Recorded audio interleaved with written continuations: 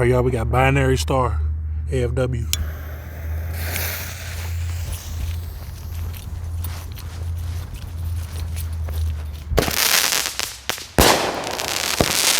Nice.